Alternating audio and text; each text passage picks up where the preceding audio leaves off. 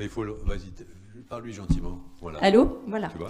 Donc je vais vous parler à la place d'Alexandre Guilhem, qui n'est pas là aujourd'hui, du syndrome de Loïs-Dietz et d'un projet qui est en cours à Lyon, dans le centre de compétences futur site constitutif Marfan, du syndrome de Loïs-Dietz.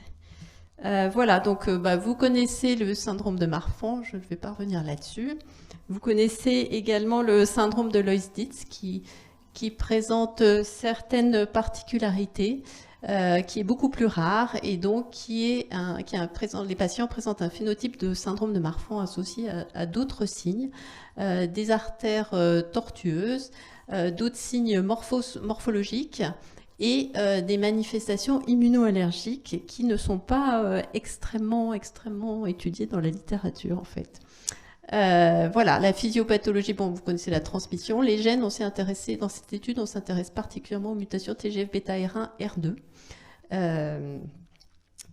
Voilà, donc quelques images qui illustrent ça. Donc l'hypertellorisme, la luette bifide, la tortuosité vasculaire et les problèmes cutanés. Voilà, et donc l'idée est de s'intéresser à la voie du TGF-bêta et particulièrement donc, aux anomalies immunologiques.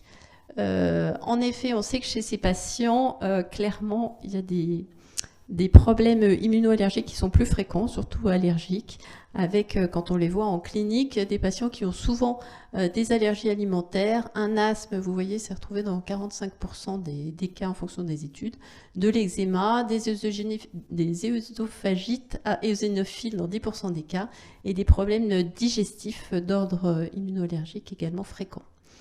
Il est décrit une augmentation des éosinophiles et des IgE, et en immunologie, il a été décrit une augmentation des Treg et des fonctions suppressives qui sont inchangées. Voilà, donc Alexandre vous a mis tous les petits schémas, mais je ne vais pas les détailler en détail parce que de toute façon, je n'ai pas le temps. Donc l'étude, en l'occurrence, l'objectif de l'étude est vraiment de faire une étude descriptive des anomalies immunitaires observées dans le syndrome de Loïs-Dietz.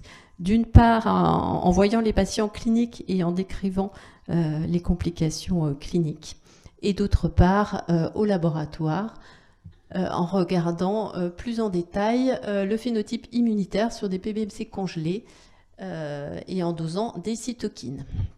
Voilà, donc il a été longuement discuté avec les statisticiens de la manière de faire, parce que comme vous le savez, comme c'est une pathologie rare, on n'a pas non plus un nombre de patients extrêmement important. Voilà, donc ça, c'est les traitements qui seront utilisés ensuite pour l'analyse du spectre de fluorescence. Et l'aspect plus clinique, il sera après. Donc les populations cellulaires qui seront étudiées, donc c'est les populations classiques et un peu plus détaillées. Donc les monocytes, les lymphocytes B-T, les NK et les lymphocytes T régulateurs, les T gamma delta, les cellules dendritiques et les cellules lymphoïdes. Donc une étude assez large des populations et des sous-populations lymphocytaires et des cellules de l'immunité. Voilà, donc le schéma de l'étude. Les patients ont un examen clinique, donc l'étude a obtenu toutes les autorisations, ont un examen clinique. Ils ont ensuite une prise de sang, prélèvement sanguin est fait pour prélever des PBMC et du plasma. Et en parallèle, il y a des témoins qui sont prélevés, donc à parier en fonction de l'âge et du sexe. Voilà, et on a prévu 20 patients pour 40 témoins. Enfin 40 témoins plutôt pour 20 patients. Et ensuite, les études seront faites à Lyon dans le laboratoire de Julien Marie pour les études immunitaires plus détaillées. Donc, les inclusions viennent de se terminer le 7 juin. Les 20 patients et les 40 témoins ont été inclus. Voilà, je vous montre les caractéristiques. Ça, c'est tout frais, tout récent. Donc, des patients inclus. Donc, comme prévu, ils ont été appariés en âge et en sexe, donc il n'y a pas de différence. On voit déjà que dans le groupe de patients, il y a plus de problèmes d'eczéma, d'asthme, d'allergie alimentaire que dans le groupe des témoins. Voilà. Ensuite, donc, on va regarder, donc pour les patients, on a les données plus détaillées au niveau de l'aorte et les mutations. Voilà, je crois qu'il faut que je m'arrête.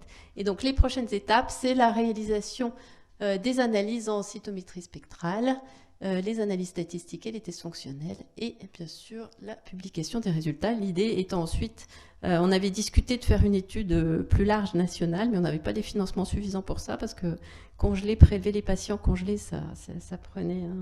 Enfin, ça ne rentrait pas dans les budgets alloués, donc voilà. En fonction de cette première étude pilote, l'idée sera de déposer un PHRC pour faire une étude nationale.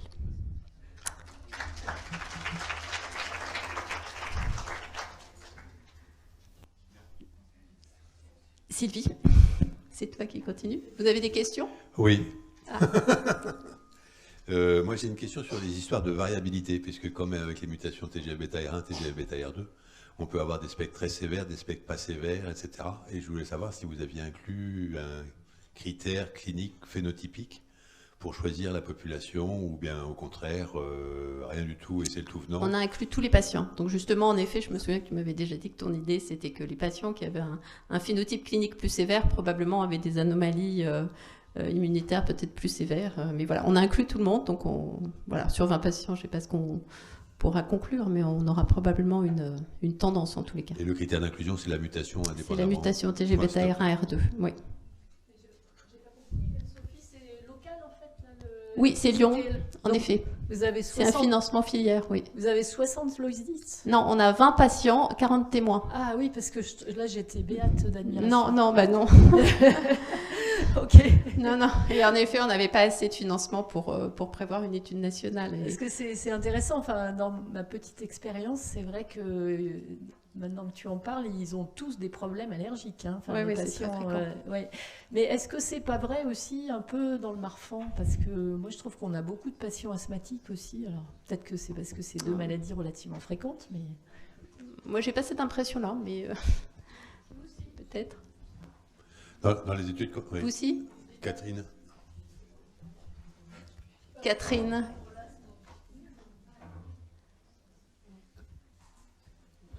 Pardon, j'avais une question. Est-ce que vous avez un questionnaire environnemental? Parce que quand même, il y a des facteurs déclenchants. Et s'ils sont présents ou absents, il va quand même y avoir une différence, non?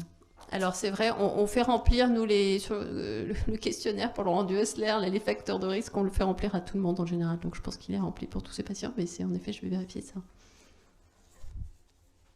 Alors pour l'asthme, je ne sais pas si Catherine ou Guillaume, vous avez des commentaires à ajouter dans la maladie de Marfan.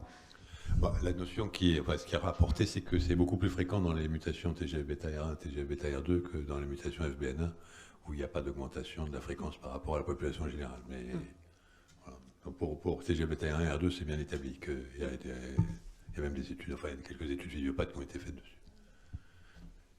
C'est bon, on passe à la présentation suivante. Merci.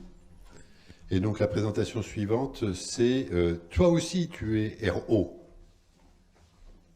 Sylvie Faudrillois. Oh, vous êtes même deux. Oui, il faut bien ça.